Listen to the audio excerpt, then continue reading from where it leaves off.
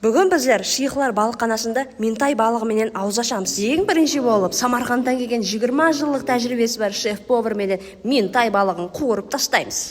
Тыныш океаннан келген балықларымызды дұзлап, ошағымыздың қасына әкеле береміз. Майымызды жайман қуыратындай қыздырып қойып, балығымызды ұнға былғай береміз. Енді жайпарақат ізбез сала береміз. Бұл океанның балығы болған үшін 2 минутта піседі. Егер сіздердің келуге уақытыңыз жоқ болса, төменде номерлер қалдырылған, соған қоңырау етіп, бұйыртпа етіп алсаңыз болады. Ауыз ашарға 5 минут қалса соң тез-тез тәрелкелерге сап тастаймыз. Балығымыздың қасына және әлбетте салат керек. Германияда мариновкіленген помидорларды һәм Россияда мариновкіленген қиярлардан салат істейміз. Жүрек жалғаудан жүректен шығармай жүрек жалғап аламыз. Ауыз ашатын уақыт боп қалды. Күнімен күйіп, пісіп, теріліп істеген затларымыздың бәрін апарып дастарханымызды жайып тастайық қане. Міне біздердің дастарханымыз даяр болды. Енді аузымызды ашып, мен пісірген ментай балықларды жей берсек болады. Білесіз, ең бірінші Шейхлар балықханасы Катекс базарда ашылған еді, енді болса Нүкістің орайында екінші филиал ашылып жатыр. Ал манзілі болса Ургаз гілемлер менен оптың белсебетлер тұрған көшеге кіріп, дұры жүре бересіз. 200 метр жүргеннен кейін Шейхлар балықханасына жетіп келесіз. Тойларға, қонақларға, шашуларға алдырсаңыз да болады.